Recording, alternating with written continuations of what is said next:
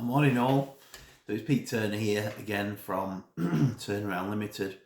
We're property developers in Sheffield, and just having a bit of a brew, and thought I'd talk to you about a bit of a painful story about rent to rent. So November 20, I saw a Facebook post from a company, and I've been keeping an eye out for rent to rent opportunities because I thought, well, for a small outlay, I'll be able to increase my monthly cash flow. A bit of a caveat to this video is that I still don't have too much of a problem with rent to rent investments, and probably if one came up near me that I could self-manage, then I'll probably take one again. But this story is quite interesting, and it was quite a difficult situation, so I thought I would share it, just so that those of you who haven't done rent to rent and haven't invested yet have got some more tools in your toolbox to analyse deals against, and some bitter experience to talk through, to help you understand some of the pitfalls of rent to rent as well.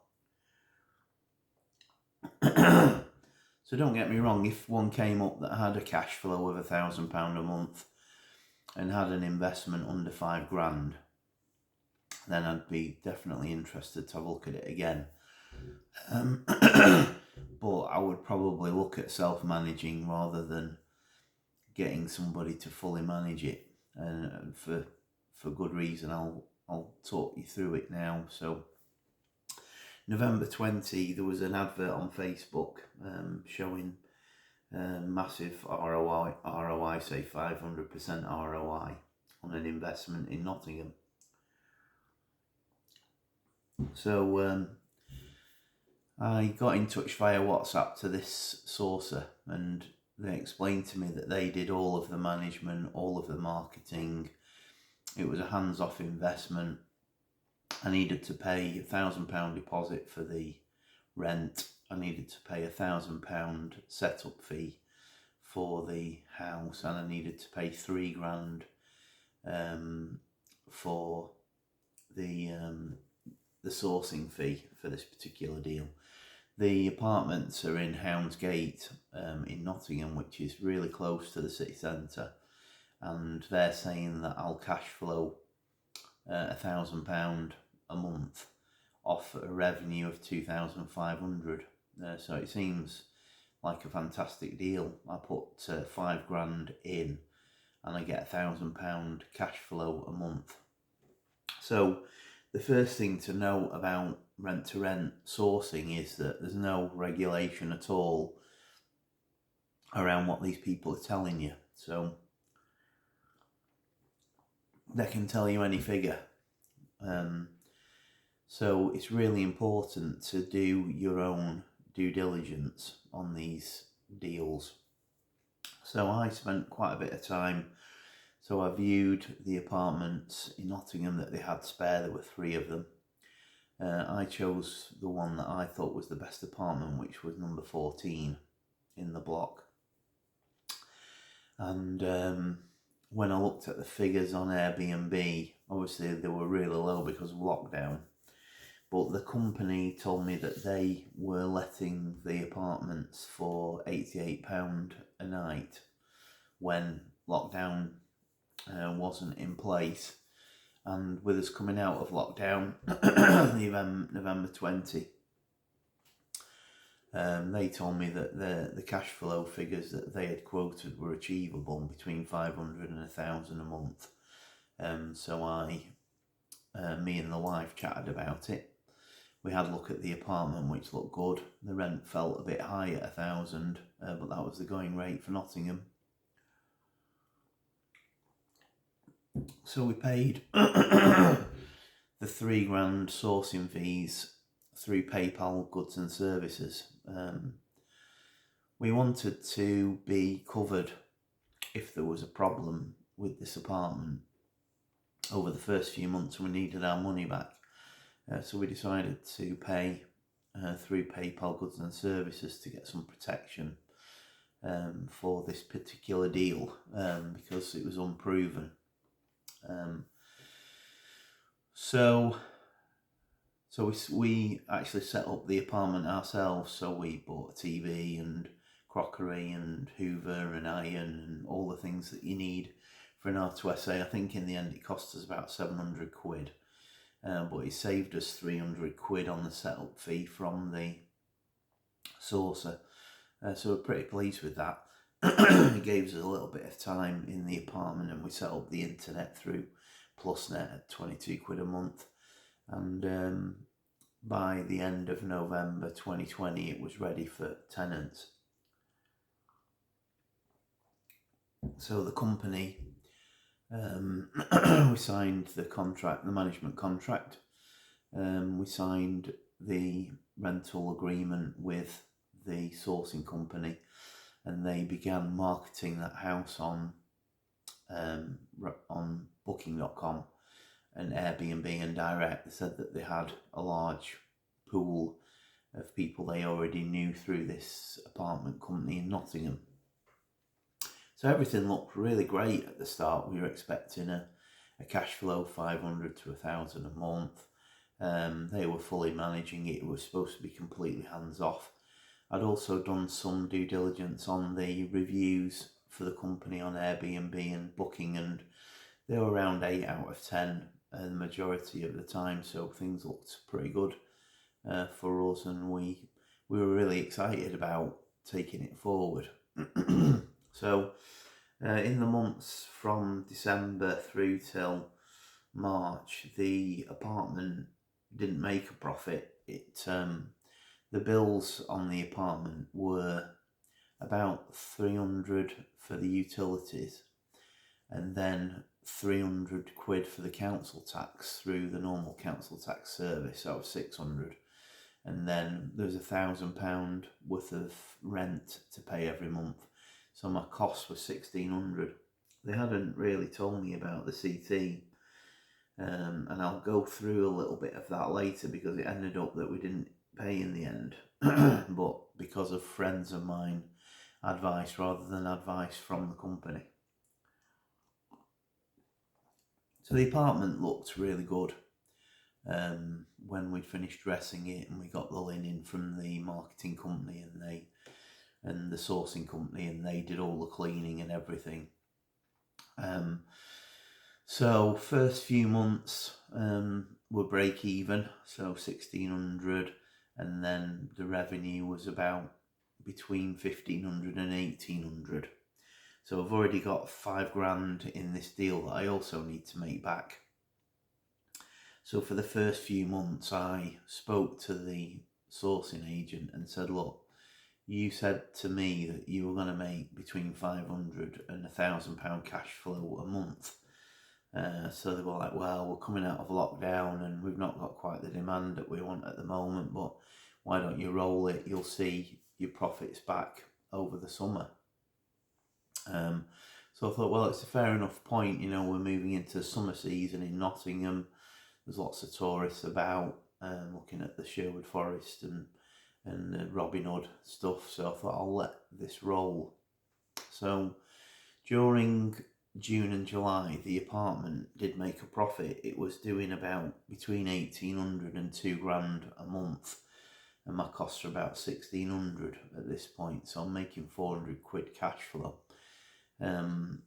But when I go on to the reviews of my apartment, I'm starting to see some cleaning issues. So there was a one from Jane who said that there were cigarette butts on the windowsill and beer cans under the bed and things like that. So and there was probably 2 or 3 of these that were 3 out of 10, 4 out of 10, because of the cleanliness and because of the noise at the apartment block. So I raised these as issues with the chap who's called Anthony,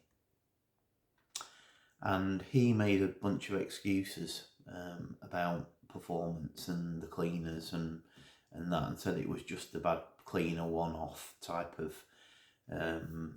week or 2 week situation, and that it would improve. So I asked them to put replies on the feedback and to just let everybody know they were sorry about that and that it would improve.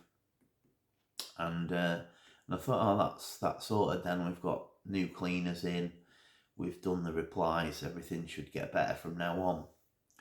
So what happened was, when we got to August, September, I had some pretty good months there, so probably 1,800 to 2-1, but nothing like £1,000 cash flow that had been promised. The flat was renting for about £88 a night, and it was full probably 80 to 85% of the time.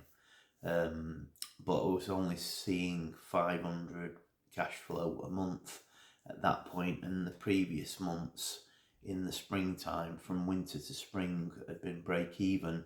So at this point I was probably about £1,000 up, but still 4k down on my sourcing, and the ROI figures now, I raised them with Anthony, and he said that because the lockdown had just gone and we were just accumulating demand, that everything would increase and it would improve over time.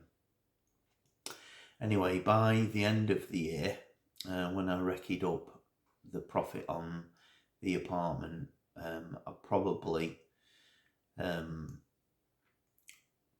done 2k or maybe 3k in cash flow over the year. So I'm still £2,000 down after a year. So this is now November 21, and we get some information through from the company that the company is changing from one name to another, and some of the older stuff has been passed on to another guy called Paul, and that the company was changing names from the one that was on my contract. So I noticed at the end of the year that I had no Airbnb bookings coming in. I was just getting booking.com bookings, and my rating on my apartment had gone down to 6 out of 10 due to some more problems with feedback from customers, and from booking.com was fine, but Airbnb wasn't taking any further bookings. So in November 21, I started to talk to Anthony more deeply about this issue, that I was just seeing Airbnb and booking.com, and that the company had changed. And unfortunately, the sourcer started to ostrich manage the process and not contact me back about anything. So I had to escalate a number of times through the person that I'd got the deal from, and then try to liaise with Anthony. And he said that he'd got a problem with Airbnb not wanting to list our apartments anymore. So I looked at the situation ahead. I could see that my bookings were really down in going to the new year, and so that was my first problem. 2, we'd got no contract at the moment with Airbnb to help that to improve, and it wasn't getting any better. 3, my sourcing partner and managing company had become a bit non-communicative. They were ostrich managing the fact that they couldn't sort Airbnb out, I think because of ratings.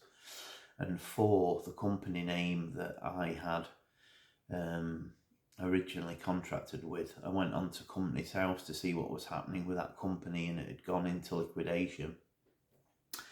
And the new company that had taken over with Anthony as the director obviously couldn't get a recontract with Airbnb at the time. So I've done contract law in my degree, and obviously with being in property for a while, I've become, and in my job, my previous job at Ashfield Council, I was also doing a lot of contract reading and renewals for the council.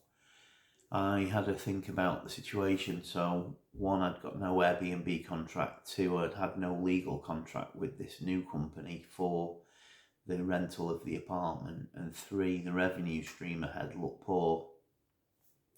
So I drafted an email to speak to that effect, to say that as per January, or whatever the date was at the time, I would be withdrawing from the non-existent contract, because the revenue ahead looked poor, the Airbnb stuff was broken, and the reviews were still bad on the apartment. So I pretty much at that point, I didn't hand the keys up because they're in the key safe, but I said to them, keep the setup in the apartment and the TV and everything, so it makes it easier for you to take it on, and I'm going to withdraw from our agreement that doesn't exist anymore, and you can manage that apartment moving forward. It was looking like I was going to make a dead loss from the date that I gave that apartment back. I think it was the beginning of January 22. So what do I take from that situation? So number one, due diligence is key. I've done quite a lot of it in Nottingham, and I think that probably with the right managing agent and the right cleaners, I could definitely make a profit there. Two, I had a really good situation in that my friends Juliet and Eunice, so big shout out to them, they let me know that if I applied to VOA I could get onto business rates instead of council tax, and the rate was currently 0 due to COVID. So it was amazing timing. I applied for that in the November of 21, and I got a cheque through from Nottingham Council for £3,000 on just after I finished the contract. So that £3,000 back made me in profit by about £1,000 for the whole deal.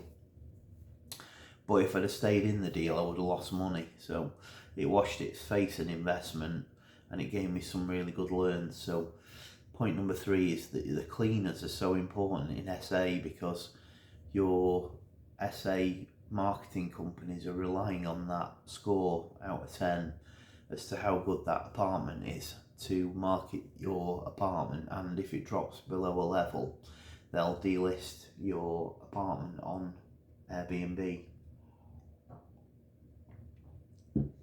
4, I think it's important that it's relatively close to you, say within a couple of hours, so that you can go and check quality, make sure that it's getting cleaned properly, and you're there to do setups and sort things out when necessary.